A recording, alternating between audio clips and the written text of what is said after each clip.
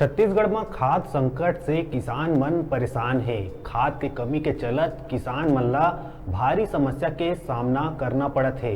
प्रदेश में खाद संकट ला लेके सियासत भी भारी जोर शोर से गरमाए हुए है। कई जगह इला लेके प्रदर्शन भी करे जावत है।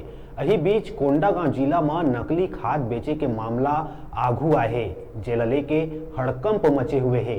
माकड़ी विकास खंड के गुहा बोरंड गांव में कुछ लोगन 1150 रुपया में डीएपी खाद बता के बेचत रहीन। किसान मन जब खाद के इस्तेमाल करिस त पता चलिस के ओह नकली खाद है। मामला में हरियाणा के लोगन से पिकअप समेत 40 बोरा नकली खाद और 40 बोतल लिक्विड जब्त कर गोदाम ला सील कर दिए गए हैं।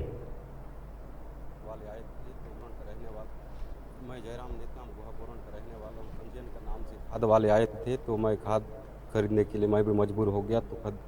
तो एक सप्ताह का पहले आए थे पंजीयन का नाम से। उसके बाद दूसरा माह में आके मेरे को खाद छोड़े थे।